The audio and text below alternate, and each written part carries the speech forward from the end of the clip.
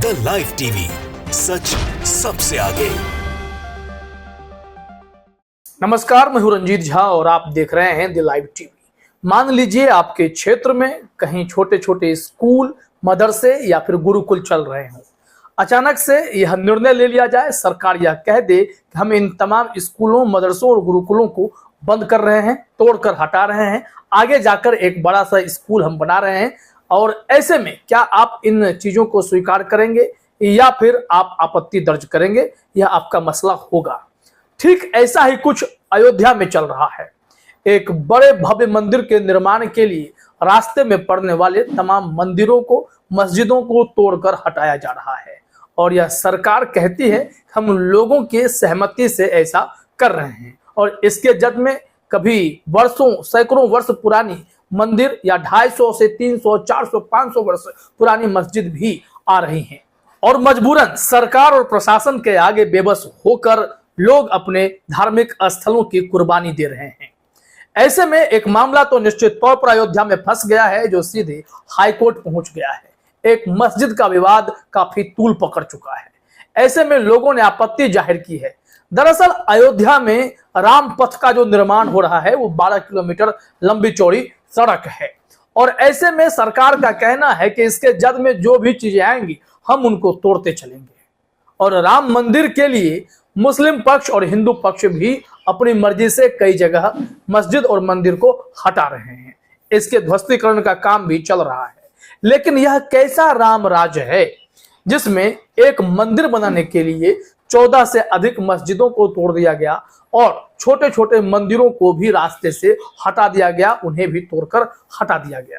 लोगों ने कहा है कि वो लोग अपनी सहमति से या फिर मजबूरी में आकर हटाएं, क्योंकि सरकार ने कहा कि इसके अलावा कोई और विकल्प नहीं है।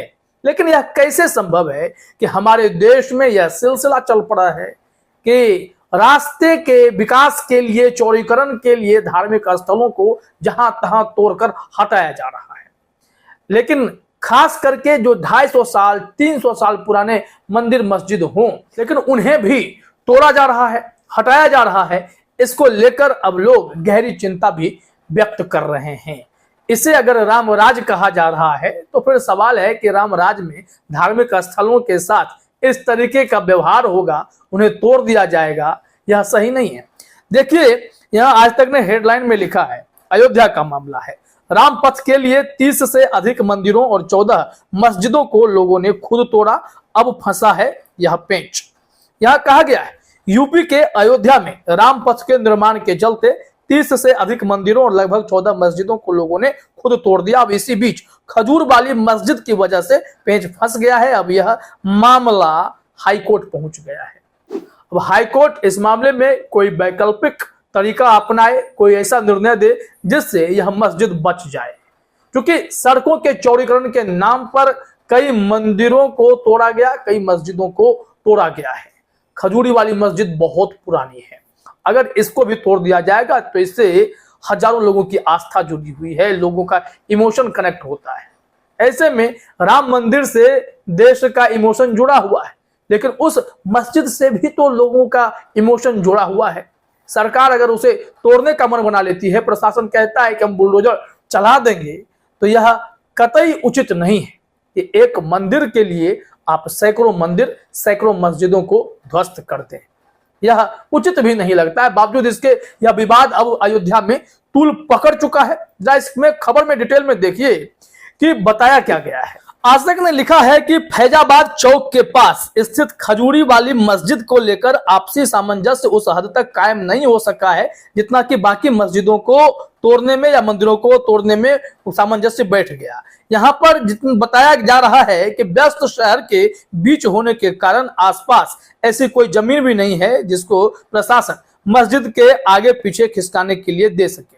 लिहाजा यह मामला हाईकोर्ट पहुंच गया है। हालांकि अभी भी आपसी सामंजस्य की गुंजाइश बाकी है। अब जो मस्जिद कमेटी के संयोजक हैं वो इस मामले में कैसे अपनी चिंता जाहिर कर रहे हैं, जरा समझिए। यहाँ कहा गया है, मस्जिद कमेटी संयोजक एडवोकेट इसरार अहमद ने कहा है कि मसला यह है कि रामपथ का काम चल रहा है, यह आपको पता ही है। गुदरी बाजार के पास एक मस्जिद है जो लगभग 250 साल पुरानी है और इसको मेहंदी हसन ने तामीर कराया था। इसका 2.5 मीटर हिस्सा रामपथ की जद में आ रहा है। सरकार उसको तोड़कर रामपथ बनाना चाहती है। ऐसे में मुस्लिम पक्ष सरकार से अपील कर रहा है कि अगर इतना सा ही हिस्सा जद में आ रहा है तो कोई रास्ता कहीं पे थोड़ा सा छोटा किया जा सकता है। जरूरी नहीं है कि हर जगह आप मस्जिद को तोड़ ही दें, मंदिरों को तोड़ ही दें। अगर थोड़े से 2.5 मीटर 1.5 मीटर का फर्क पड़ रहा है तो कहीं हल्का सा इसे तोड़ा भी जा सकता है। लेकिन प्रशासन का कहना है कि अब लोग वहां भारी संख्या में अयोध्या में आने लगे हैं, अब आगमन बढ़ चला है, तो ऐसे में दुर्घटना होने के चांसेस बढ़ जाएंगे। इस वजह से वो रास्ते में पड़ने वाले हर धार्मिक स्थलों को हटाते चल रहे हैं। तो क्या रामलला को यह पसंद नहीं है कि जब वो रास्ते में आए और उनके श्रद्धालु वहां आए तो रास्ते में पड़ने वाले मंदिर मस्जिद उन्हें दिखाई दे दे? वो नहीं चाहते कि उनके अलावा किसी और का घर हो। तो इसको लेकर अब चर्चा चल रही है। इसरार अहमद ने आगे कहा है कि हमारी सरकार से यही अपील है कि उसके अपोजिट साइड जगह ले ले तो हमारी मस्जिद महफूज हो सकती है। बहुत सारे लोग जो बाहर से भी आते हैं यहाँ नमाज अदा करते हैं। यह हमारे इमोशन का भी सवाल है। हमने बहुत प्रार्थना की लेकिन जब कोई सुनवाई नहीं हुई तो हमने 1 मार्च को हाई कोर्ट में अपील फाइल की है। इसमें शिया वक्फ बोर्ड को और जिलाधिकारी अयोध्या के साथ पीडब्ल्यूडी के इंजीनियर को पार्टी बनाया है। पीडब्ल्यूडी और जिलाधिकारी ने अपना पक्ष रख दिया है। शिया वक्फ बोर्ड ने अभी भी अपना जवाब दाखिल नहीं किया है। अब इसके चलते हाईकोर्ट के ऊपर सब कुछ निर्भर करता है। क्या यह उचित होगा? हाईकोर्ट को भी तय करना चाहिए कि एक भव्य राम मंदिर बनाने के लिए आप कई मस्जिदों और मंदिरों की कुर्बानी दे दें। उन पर सड़क चौड़ीकरण करने के लिए राम मंदिर तक जो सड़क बनेगी, राम पथ जिसका नाम दिया गया है 12 से 13 किलोमीटर का है, उसके लिए रास्ते में पड़ने वाले क्या हर घर, हर मंदिर, हर मस्जिद को तोड़ दिया जाएगा? इसी को लेकर अभी अयोध्या में बहस गर्म है और लोग भी यही सवाल कर रहे हैं कि ये कैसा राम राज है और यह कैसा राम मंदिर है जिसके चलते अलग अलग धर्मों के धार्मिक स्थलों को तोड़ा जा रहा है। फिर उसके जद में मस्जिद और मंदिर ही क्यों ना आए। 14 मस्जिद गिरा दिए गए और इसके अलावा देश में तो यह सिलसिला सा ही चल पड़ा है। ज्ञानवापी का मामला आप देख रहे हैं। ज्ञानवापी मस्जिद को मंदिर बताया गया है, कोर्ट में दावा कर दिया गया है। इसके कार्बन डेटिंग की बात हो रही है और सुप्रीम कोर्ट से फिलहाल तो 26 तारीख तक के लिए ही अंतरिम रोक लगाई गई थी। मामले में फिर से सुनवाई होगी। लेकिन ये एक सिलसिला है। बीते 8-9 सालों में कोशिश खूब हो रही है कि जितने भी बड़े बड़े नामी मस्जिद हैं उसे मंदिर बताया जाए, कोर्ट तक मामले को ले जाया जाए, इसे घसीटा जाए ताकि विवाद के चलते उस मस्जिद में कोई और जा ना सके। कई राज्यों से यह खबर आ रही है कि कई ईदगाह, कई मस्जिद, कई मजारों पर निशाना साधा गया है। इवन कई मदरसे तोड़े जा रहे हैं क्योंकि भारत में अल्पसंख्यकों के साथ जो सुलूक किया जा रहा है उसकी गूंज अंतर्राष्ट्रीय स्तर पर भी उठी है। लगातार मोदी सरकार से सवाल भी किए जाते हैं कि आखिर आपके देश में अल्पसंख्यकों के हितों की रक्षा क्यों नहीं हो रही है, उनकी भावनाएं आहत क्यों की जाती हैं, क्यों उनके आर्थिक बहिष्कार का ऐलान कर दिया जाता है और फिर क्यों उनके मस्जिदों को, मदरसों को टारगेट किया जा रहा है।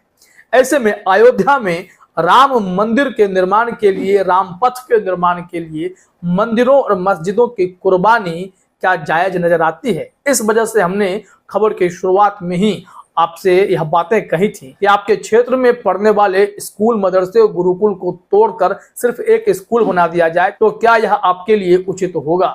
जवाब निश्चित तौर पर दीजिएगा। यह बहुत ही गंभीर विषय है। फिलहाल इस वीडियो में इतना ही। आप सभी का हमसे जुड़ने के लिए बहुत बहुत धन्यवाद। द लाइव टीवी, सच सबसे आगे।